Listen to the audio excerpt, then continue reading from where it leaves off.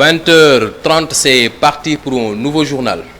Au menu de cette édition, disponibilité des vaccins contre le coronavirus, le Madagascar affiche sa position. Le pays préfère encore utiliser les remèdes locaux, notamment le fameux Covid organique. Série d'incendies dans des marchés du pays continue de plus belle. Après le marché de Kaolack, de Touba, c'était au tour hier du marché Castor. Vous entendrez dans ce journal les décisions prises par le gouvernement. Et puis notre invité dans ce journal, il s'agit de M. Moussa Niang. Il est président du Conseil national des artisans du Sénégal. M. Niang, bonsoir. Bonsoir Khalifa. Avec lui, il s'agira de discuter de toutes ces difficultés que connaît le secteur de l'artisanat avec le coronavirus, mais aussi leur nouveau ministre de tutelle et leur part dans la commande publique du Sénégal. Ce sera juste avant les actualités internationales et le sport. Le développement des sujets annoncés dans un instant.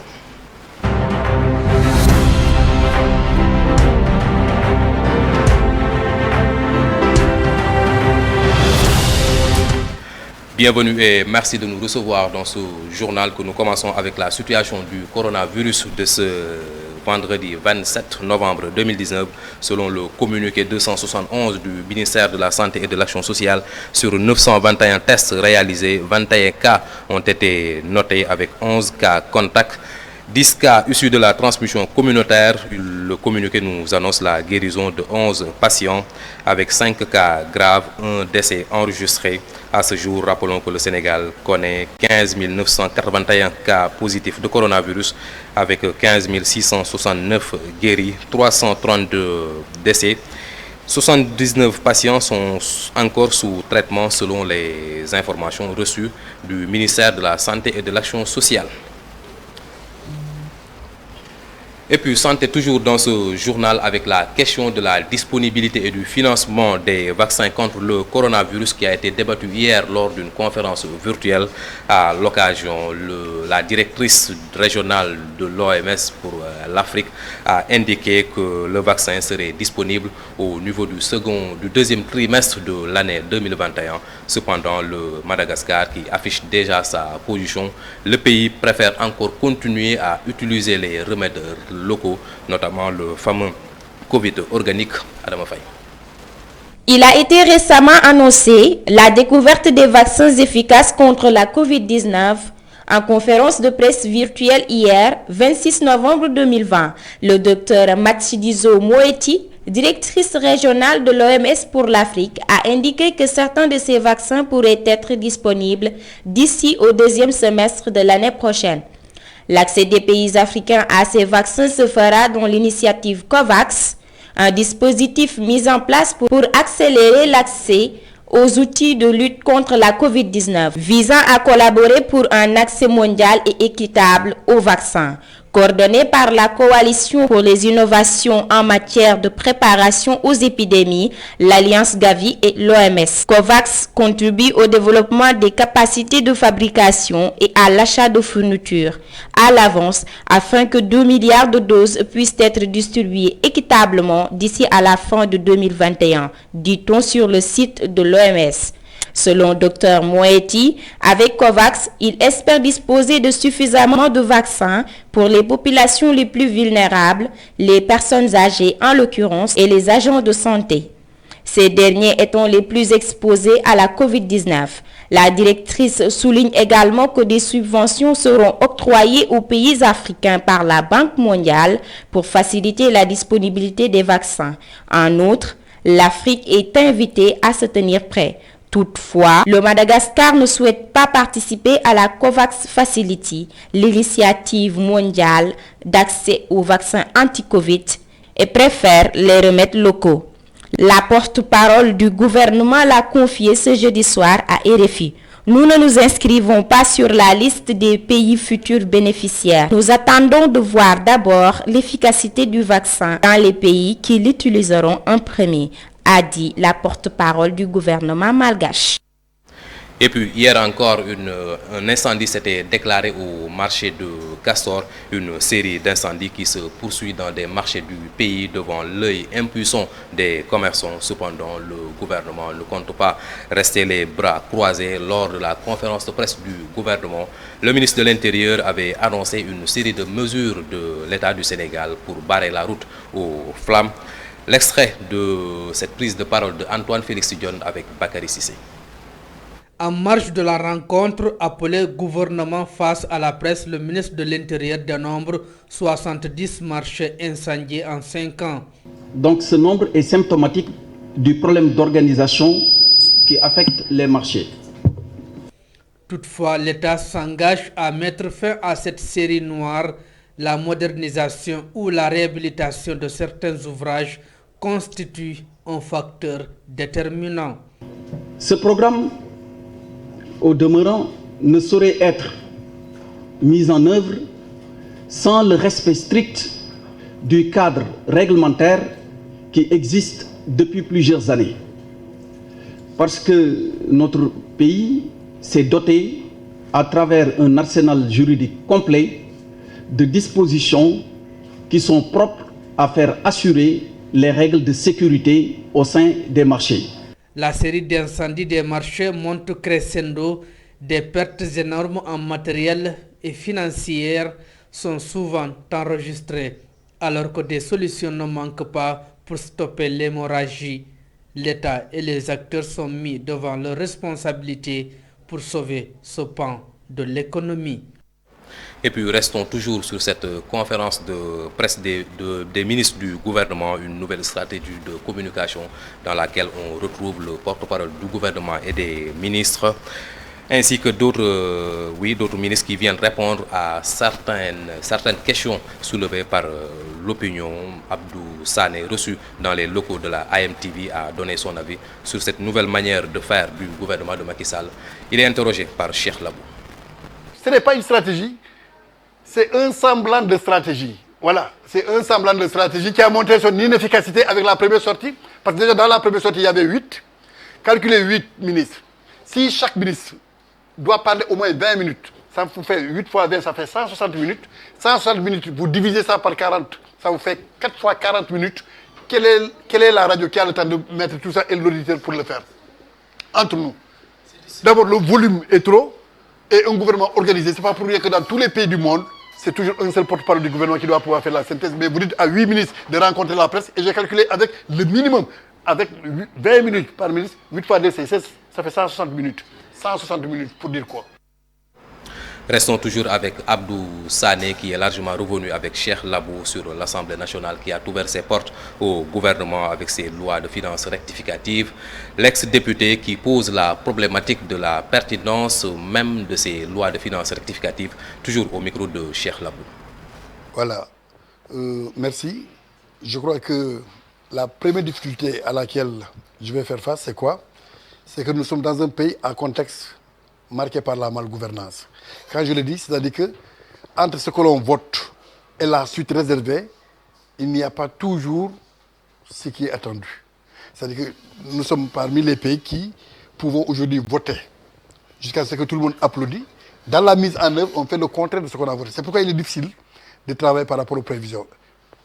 Toutefois, dans le contexte actuel, considéré comme étant un contexte de relance économique, l'espoir est relativement permis, mais avec beaucoup de réserves. Parce que si vous parcourez bien les postes budgétaires, vous allez voir qu'il y a un secteur qui constitue un secteur de rentrée de devises et qui est au point mort aujourd'hui, c'est le tourisme. Parce que malheureusement pour nous, la clientèle est extravertie, c'est-à-dire qu'on n'a pas un tourisme local. Vous allez au Cap Skirring, le Club Med a fermé ses portes, donc toute la station balnéaire. Donc ce manque à gagner qui devait alimenter le flux entrant au niveau du budget, personne ne le maîtrise aujourd'hui. Mais au moment où nous parlons, c'est simplement une prévision qu'on a faite. Et on vote sur la base de ça. C'est pourquoi je dis, c'est là où c'est un peu difficile. Conséquence, on va faire quelques mois après, on reviendra à l'Assemblée pour réajuster. Et c'est là où on parle de loi rectificative. Et puis les coupures d'électricité sont devenues récurrentes dans certaines localités de Dakar au moment où certaines zones essaient de survivre à leur soif. D'autres sont plongées dans le noir total, une situation qui peut impacter sur le développement du pays, notamment sur l'émergence tant souhaitée. Un récit de Fatou Diakhaté. Depuis quelques jours, l'eau ne coule plus des robinets dans certains quartiers de Dakar. D'après le directeur de communication de Sen'Eau, leur direction suit 380 quartiers. Toutefois, 83 d'entre eux ont des difficultés pour disposer de liquide précieux 24 heures sur 24. En effet, si avec l'arrivée de Sen'Eau, l'on s'attendait à une amélioration dans la distribution de l'eau à Dakar, le problème perdure avec son lot de conséquences sur les ménages. Ces derniers devront prendre leur mal en patience si l'on se fie aux explications du ministre Serigne Mbaye Thiam, qui soutient que la fin de cette période de pénurie ne pourra être observée que pendant le premier trimestre 2021. En plus de ces problèmes d'eau, les coupures d'électricité ont été notées dans certaines zones. À Dakar, comme dans le reste du Sénégal, le manque d'électricité n'est pas nouveau. La demande d'électricité est plus élevée que l'offre selon les spécialistes. À noter que ces coupures ont des conséquences graves sur le travail des Sénégalais et même leur vie quotidienne est également touchée, ce qui constitue à court et à long un frein à l'émergence. Et puis, à la quête du bonheur pour subvenir aux besoins de sa famille, il a osé avaler des kilomètres pour enfin poser ses baluchons au Sénégal. Lui, c'est Mohamed Issa, Nigérien, âgé de 18 ans. Il s'active dans la manucure et la pédicure. Avec la pandémie de Covid-19, il gagne timidement sa vie. Son portrait avec Bakary Cissé. De nationalité nigérienne, l'homme d'une coiffure à la mode, accoutrement modeste dans une silhouette juvénile, Mohamed Issa, âgé de 18 ans, nous mène dans son univers de travail. Il s'active à la manicure et la pédicure. Depuis 3 mois au Sénégal, son objectif, travailler et gagner des sous pour subvenir aux besoins de sa famille. Il s'en sort tant bien que mal. Non, c'est un peu quoi. Par jour, tu gagnes 1500, 2000, 3000, 4000. Tu gagnes quoi? Je vais te la poste Orange Money quoi. Je vais donner 5 quelque chose quoi. Tu donnes l'argent. Je vais garder ça à côté là. Je vais te la poste au Niger, je vais te donner son maman là. Son travail de manicure et de pédicure demande une hygiène des outils qu'il utilise. Mohamed Issa en est conscient. Et ça, parce que il y a un connoura dedans quoi. Ouais, je vais nettoyer ça là. Je vais arranger les travail ça. Notre frère commence à s'habituer à notre langue nationale, le Wolof. Il lâche quelques phrases. Sénégal, c'est vrai, l'aventure peut nous mener partout à la quête du bonheur, avaler des milliers de kilomètres. Notre frère du Niger n'a pas échappé à la règle. Bonne chance, Mohamed, au pays de la Teranga. Et puis, place maintenant à notre invité dans ce journal. Il s'agit de M. Moussa Nyon. Il est le président du Conseil national des artisans du Sénégal. M. Nyon, bonsoir. Bonsoir Khalifa. Alors, le secteur de l'artisanat, comment est-ce qu'il se porte après 9 mois ou 8 mois de crise sanitaire? Bon, merci pour l'invitation. Le secteur de l'artisanat, on peut dire, se porte mal, pratiquement. Parce que vous savez, on a vécu des moments de crise avec l'arrivée de cette pandémie Covid-19 qui a un peu bouleversé pratiquement le monde, mais qui a touché aussi les secteurs les plus vulnérables. Le secteur le plus vulnérable, c'est pratiquement l'artisanat. L'artisanat, c'est des entreprises... il y avait beaucoup de restrictions. Il y avait, au départ, nous, on avait sensibilisé quand on avait entendu qu'il y avait une maladie à Wuhan. On avait déjà sensibilisé ces artisans, ces acteurs pour leur dire que nous ne souhaitons pas que cette maladie arrive au Sénégal, dû à notre vulnérabilité. Aussi, c'est vrai que l'artisanat est stratifié par différents niveaux de strates. Ouais, c'est sûr. Donc il y a des strates où ils vont au travail pour avoir de quoi manger le lendemain. S'ils ne vont pas au travail, bon, ils ne vont pas manger. Et puis il y a aussi une promiscuité au niveau de l'environnement de travail. Donc il fallait un peu épargner les apprentis. Qui dit épargner les apprentis dit une productivité limitée qui diminue.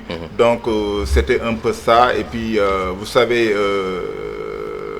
comme on dit, il y avait toujours aussi, nous avons des métiers un peu accidentogènes. Donc tout ça concourait à être vraiment impacté, affaiblir la productivité de ces artisans. D'où des sources de revenus amoindries, d'où donc des entreprises qui finissent par peut-être fermer. Vous l'avez dit, hein, des entreprises qui finissent par peut-être fermer. On a reçu une étude de l'Agence nationale de la démographie et de la statistique du Sénégal qui avance des chiffres montrant que voilà, beaucoup d'entreprises n'ont pas survécu à cette pandémie-là, à cette crise sanitaire-là. Est-ce que c'est quelque chose que vous avez constaté au sein de votre organisation? Mais bien sûr, tout simplement parce que nous, de notre environnement immédiat par rapport à nos membres, on fait des constats et des réclamations. Parce que tout simplement, on avait exemple les gens qui évoluaient à la couture. Ouais, il y avait beaucoup qui leurs commandes provenaient de l'extérieur du Sénégal, du Mali, du Nigeria. Mais quand on fermait les portes de nos frontières, ils n'avaient plus ces clients-là. Donc ils étaient obligés de fermer leurs boutiques parce qu'ils n'avaient plus de clients. De procéder à des licenciements et à des pertes d'emploi. À des pertes d'emploi. Mais il y avait aussi d'autres qui avaient leur matière d'œuvre à l'intérieur du pays. On avait des moments restrictifs le déplacement. Donc tout simplement, ils n'avaient plus de matière première. Si vous n'avez pas de matière première, vous ne pouvez pas transformer le néant. Donc vous n'avez plus de quoi travailler. Donc tout ça, comme je l'ai dit, bouleverser les habitudes et de ce fait atterrisser à des licenciements, atterrisser à des fermetures d'ateliers. Maintenant, avant d'arriver à l'accompagnement de l'État, on l'a vu avec ces milliards dégagés pour assister tous les secteurs, est-ce que vous, au sein de votre organisation, vous êtes organisé pour au moins limiter les dégâts? Non, bien sûr, parce que vous savez, l'artisanat a montré, c'est vrai qu'on a une crise Covid-19, mais quand même l'artisanat a montré un pouvoir d'adaptation, un pouvoir d'innovation par la confection de nos masques. Je disais tout à l'heure que s'il n'avait pas des artisans, parce que tout simplement, il y a une anecdote que j'aime bien relater. Il y a un moment où deux superpuissances, en l'occurrence la France et les États-Unis, se discutaient des masques sur le tarmac de la Chine. Je disais que si c'est un pays sous-développé, comme notre pays voulait ces masques, ils ne l'auraient pas. Donc c'est nos artisans qui se sont substitués à ces masques qui nous provenaient d'ailleurs, en confectionnant des masques, même en confectionnant des lavoirs, et en confectionnant, beaucoup d'initiatives, en confectionnant du savon et du gel. Donc c'était des initiatives à saluer, et c'est à montrer aussi que nous avons intérêt dans nos pays à développer des mécanismes endogènes, des stratégies endogènes pour s'appuyer sur ce que nous avons pour pouvoir aller de l'avant. Effectivement. Donc on peut dire que au-delà de l'assistance de l'État, voilà, c'était pas trop grave quand même. Non, si, bon, c'est-à-dire que l'assistant, bon, c'est vrai que nous saluons l'initiative de Monsieur le Président de la République pratiquement en voulant injecter pratiquement 1000 milliards pour appuyer ce secteur privé. Mais quand même sur le cas de l'artisanat, c'est vrai qu'on n'a pas encore reçu ces fonds-là. On avait dégagé 2 milliards sur le PEJA, un projet d'employabilité des jeunes par l'apprentissage. Il y avait aussi un fonds de 30 milliards qu'on devait distribuer à ces artisans. Mais ça a montré, je pense que même la mise en place de ce fonds a montré, je disais, l'échec des politiques artisanales depuis ici. Parce que tout simplement, ça nous a montré qu'on ne maîtrise pas la dimension de l'artisanat. On n'a pas un répertoire fiable de nos artisans. Mais est-ce que le souci, est-ce que c'est pas aussi vous qui n'acceptez pas d'aller vers le formel? On constate que pratiquement toutes les entreprises de de l'artisanat évolue dans le secteur de l'informel. C'est vrai que quand on parle de l'artisanat, je peux dire que n'est pas un secteur informel. Les artisans sont bien répertoriés dans les chambres consulaires, les chambres des métiers. Est-ce que c'est pratique? Est-ce que c'est tous? Donc, c'est pas tous, tout simplement. Parce que, en fait, quand on parle de secteur informel, le secteur informel, c'est un État. On n'a pas de secteur informel. On a un État informel où, je disais que l'enjeu de ce nouveau ministère de l'artisanat et de la transformation du secteur informel, l'enjeu, c'est de pouvoir tirer les acteurs de ce secteur vers le haut, vers la formalisation. Et en plus de cela, on doit aller plus loin. Ça dit plus loin veut dire avoir des entreprises fonctionnelles, avoir la fonctionnalisation de ces entreprises. Est-ce que les acteurs actuellement sont prêts à faire ce pas-là, à aller vers le formel? Non, bien sûr. Parce qu'apparemment au Sénégal, bon, on va penser qu'il y aura le fisc, il y aura les taxes. Non, pour vous dire que les acteurs que nous connaissons sont prêts. Nous, en 2017, on a mis en place le Sénat, le Conseil national des artisans du Sénégal. Pour titiller le patronat existant, on a dit le patronat de l'artisanat. Qui dit le patronat de l'artisanat dit la composition des entreprises artisanales, d'où des entreprises formelles et des entreprises fonctionnelles. Et c'est vrai que nous avons l'antichambre peut-être d'un microsomme d'entreprises, une microsomme d'acteurs que nous avons l'obligation de les tirer vers le haut, de les tirer vers la formalisation qui veut dire sur le plan juridique, mais de les tirer aussi de cette formalisation à la fonctionnalisation, avoir des entreprises fonctionnelles, des entreprises contributrices à l'économie du Sénégal. C'est ça l'enjeu. Maintenant, est-ce que aujourd'hui, avec le nouveau ministère de tutelle, vous l'avez vu, c'est un peu élargi à l'artisanat. Est-ce qu'il y a déjà eu une prise de contact avec vous, avec votre organisation? Bon, je pense que nous devons prendre contact le lundi 30, parce que moi j'ai reçu en venant l'invitation de Monsieur le ministre. Mais je pense que il faudra saluer cette vision de Monsieur le Président de la République. Et je pense qu'il faudra saluer depuis l'accession du président Macky Sall à la présidence, on a noté des points, des dates repères. Parce qu'il y avait en 2013 un conseil de ministres décentralisé. Le président de la République avait fait une commande pour dire qu'il faut diagnostiquer le secteur. Il faut me proposer une stratégie nationale de développement de l'artisanat. Il faut faire des réformes des chambres de métiers pour avoir des chambres consulaires fortes. Depuis, ça n'a pas beaucoup évolué. C'est pourquoi je disais tout à l'heure, 2020 nous montre l'échec de ces politiques. Oui, c'est sûr. C'est sûr. Parce que avec ce nouveau ministre-là, vous avez espoir que voilà, la situation va se décanter? Bien, c'est vrai que nous avons espoir. Parce que tout simplement, c'est un ministère plein que beaucoup d'acteurs réclamaient. Le président nous a suivis pour mettre en place un ministre plein. Qui dit ministre plein dit une proximité avec les acteurs. Du secteur. Je disais que quand on parle de formalisation, ce n'est pas la première fois. Le président Abdoulaye Wade avait organisé un symposium sur la formalisation à King Fahd avec Innocence Ntap Ndiaye. Donc, mais je vais vous rencontrer. Je vais vous raconter comme quand il est entré dans la salle de King Fahd, après 3 orateurs. Quand il a pris la parole, il a dit où sont les acteurs? Ah, d'accord. Ça veut dire quoi? Ça veut dire qu'il faut des personnes analphabètes. Non, ça veut dire quoi? Ça veut dire que les acteurs n'étaient pas impliqués à la base, n'étaient pas même invités dans la salle. Donc c'est pour lancer un appel à nos dirigeants qu'il faut dès la base impliquer les acteurs. Parce que les acteurs ont un vécu réel de ce secteur, ils connaissent les secteurs. Nous réclamons. Nous avons déposé sur la... Vous parlez de plan de résilience. Nous avons déposé sur la table de Monsieur le Président de la République un projet de 31 milliards qui vise à l'éducation qualifiante des jeunes et à l'insertion des jeunes, mais qui vise aussi à une éducation citoyenne, sur la fiscalité pour avoir des entreprises contributrices. tout ça pour éradiquer la pauvreté. Effectivement. Donc nous, c'est notre... Et puis nous réclamons d'être présents, d'avoir des mandats patronaux pour être dans les instances d'orientation de nos politiques artisanales. Ça c'est l'implication, vous l'avez dit. On parle actuellement de politique de résilience, de nouveau plan de relance de l'économie du Sénégal. Est-ce que vous, concernant votre secteur de l'artisanat, vous avez été impliqué par le gouvernement?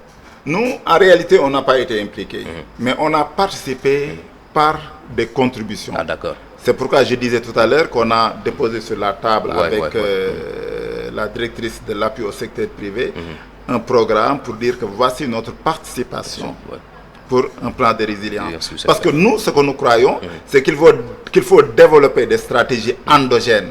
Parce que le Covid nous a montré qu'il faut compter sur nos propres, sur soi-même pour pouvoir aller de l'avant. Parce qu'on sait ce que demain nous réservera, mais il faut développer des mécanismes.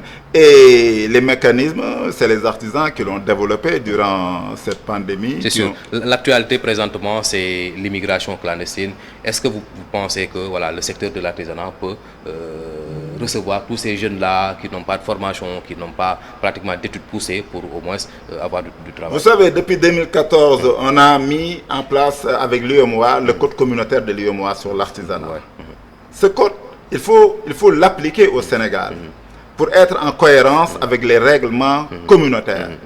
Ces règlements disent que l'entreprise artisanale peut employer jusqu'à 25. Nous étions à 5 personnes. Il dit jusqu'à 25. Ça dit 25 veut dire qu'on peut avoir 20 plus. Et je disais que dans nos métiers, l'artisanat, la menuiserie, la bijouterie, etc., le menuisier, ce qu'il sait faire, c'est de maîtriser les rudiments de la menuiserie. Mais il ne peut pas avoir les techniques de management. Il ne peut pas avoir les techniques de marketing. Il ne peut pas avoir d'autres techniques. Mais il doit intégrer le sortant de l'école de formation qui maîtrise le management, le sortant de l'école de formation qui maîtrise les techniques de vente, le sortant qui maîtrise les techniques de marketing. Mais tout ça, s'il l'intègre, ça veut dire qu'il est en train de constituer une entreprise. Il est en train de participer à la résorption de chômage. C'est sûr. Et je pense, vous avez parlé aussi de l'immigration clandestine. C'est important, c'est vrai que peut-être penser aussi à tous ces jeunes qui ont perdu leur vie en voulant aller ailleurs, en sentant que ailleurs c'est mieux qu'ici. Je pense que il faut, nous, artisans, nous avons perdu beaucoup de membres qui ont préféré aller ailleurs. Parce que tout simplement, il y a des contraintes aussi qui assaillent le secteur de l'artisanat. Avec les mécaniciens, on est en train de les déguerpir un peu partout. Mais il faut penser à des espaces dédiés aux artisans, à des espaces de travail. Oui, allez-y. Oui. Est-ce qu'aujourd'hui, une organisation comme la vôtre, par exemple, ne peut pas participer à la sensibilisation des populations à consommer local, par exemple? Un menuisier qui, après avoir confectionné un lit, n'arrive pas à l'écouler dans le marché. Le problème, au-delà de l'État, c'est aussi le consommateur sénégalais. Est-ce que vous participez à cette Il y a le consommateur sénégalais, mais il y a le décideur qui doit consommer. C'est-à-dire l'État doit montrer l'exemple. L'État, c'est nos dirigeants qui doivent commencer à consommer localement.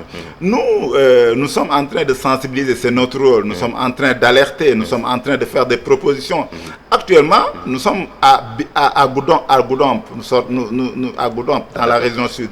Actuellement, nous sommes en train de former des membres de notre patronat sur l'entrepreneuriat, sur le management, sur tout ça, pour commencer à les booster, à faire un déclic sur eux, pour leur dire désormais vous êtes des entreprises, vous devez fonctionner comme des entreprises et contribuer à l'économie. Parce que le Sénégal ne se fera pas sans les artisans. Il y a aussi la problématique de la compétitivité. Est-ce que vous produisez des produits de qualité que le consommateur peut préférer aux meubles qui nous viennent de la Turquie Bon, je vais vous dire quelque chose. Moi, dans certains plateaux, je vois des décideurs, ou bien parce que des gens qui sont la tutelle de l'artisanat qui disent que non, on ne peut pas consommer parce qu'il y a manque de finition, il y a ceci. Moi, je dis, mais tout simplement, vous avez la charge d'organiser et d'accompagner ces artisans à une meilleure productivité, à une productivité de qualité, à une production de qualité, à faire le label sénégalais, qui doit compétir avec ceux qui viennent d'ailleurs. Parce que tout simplement, nous sommes dans un monde global. Ouais, actuellement, on parle de Zileka. Ce qui permet à donc, tout le monde de si nous ne réagissons pas, nous allons être un pays de consommateurs de ce qui nous vient ailleurs. Il faut accompagner ces artisans et consommer ce que nous produisons et aller jusqu'à exporter le label Sénégal. C'est ça, la création de richesses. Voilà. Sinon, ça arrive à nos matières premières. C'est sûr. Parce que si ça sera destiné à l'exportation parce qu'on ne pourra pas l'utiliser. Si nous exportons toutes nos matières premières, nous sommes en train d'exporter de l'emploi ailleurs. C'est sûr. C'est ça exactement. Pour après ensuite consommer. Oui, et donc nos fils vont suivre cette exportation et aller pour travailler ailleurs. Il faut développer ces mécanismes ici pour concourir à une meilleure productivité ici, un label sénégalais bien consommé ici. Voilà, et c'est exactement le même discours que tenait Thomas Sankara il y a cela plus de 30 ans. En tout cas, merci beaucoup M. Niang d'avoir été notre invité. C'est moi qui vous remercie et vous souhaite très bonne chance à MTV. J'étais très émerveillé sur votre plateau et je vous souhaite longue vie. Voilà, c'est un plaisir d'entendre cela. Le journal qui se poursuit avec l'actualité internationale, notamment les élections au Burkina Faso, mais aussi au Bénin. Un récit de Cheikh Labou. Commençons-nous avec la présidentielle au Burkina Faso avec 57,87% des voix. Selon les résultats provisoires, le président Roch Marc Christian Kaboré s'est imposé dès le premier tour de la présidentielle.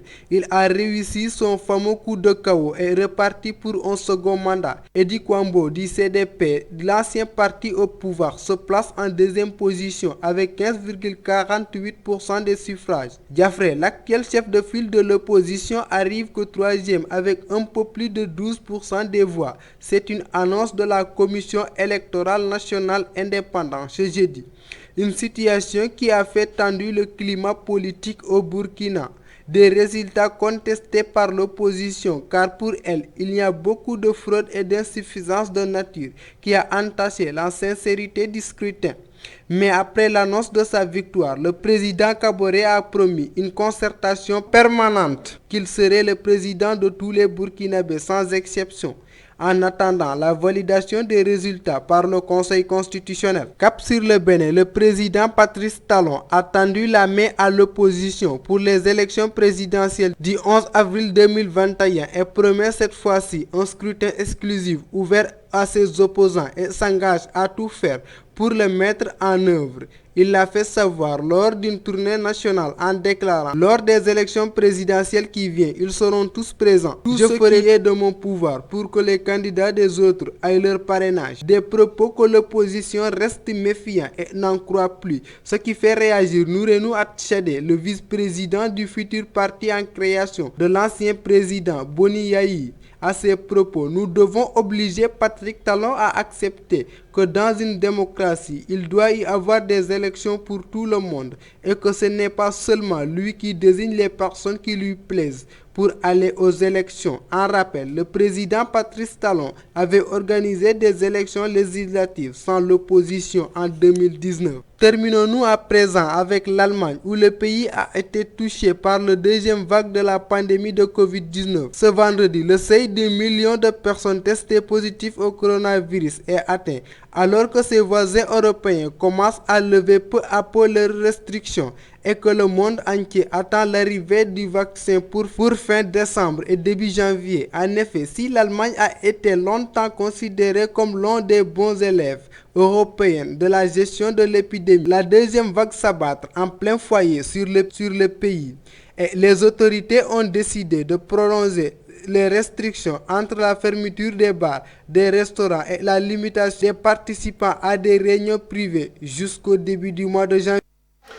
L'actualité internationale qui porte donc la signature de Modou Diouf et non de Cheikh Labou. Cheikh Labou, c'est lui qui nous a fait le résumé de l'actualité sportive largement dominée par l'afro-basket. Suivez.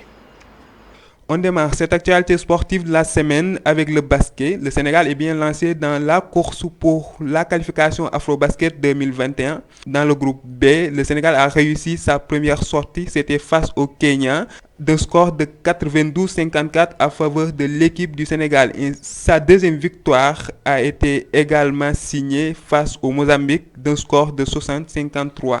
Une autre course qui est toujours en cours, c'est celui pour le ticket des huitièmes de finale de la Ligue des Champions, bien qu'à l'issue de la 4e journée des phases de poule, on enregistre déjà des qualifiés. Ainsi, le Bayern Munich, leader de la poule A avec 12 points, et Manchester City, leader de la poule C avec 12 points également. Le Chelsea et l'FC Séville, leader du groupe, le Barça également, leader du groupe G, ont déjà décroché leur ticket pour les huitièmes de finale. On va parler également dans cette actualité sportive de la semaine de la suspension du président de la CAF, Ahmed par FIFA, pour plusieurs manquements d'éthique, notamment détournement de fonds. Le président Ahmed a annoncé qu'il allait saisir le tribunal arbitral du sport un appel assorti d'une demande d'effet suspensif de la décision de la FIFA. Cette actualité sportive de la semaine est également marquée par le décès du légende de foot, Diego Armando Maradona, mort à l'âge de 60 ans.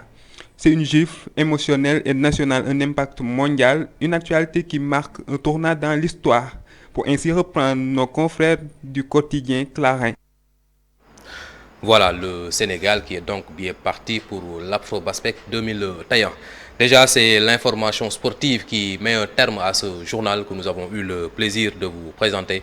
Merci à notre invité, M. Moussa Niang, de la présidence du Conseil national des artisans du Sénégal. Le grand rendez-vous de la rédaction, ce sera encore demain à 20h30. Merci de nous avoir suivis. Bonsoir.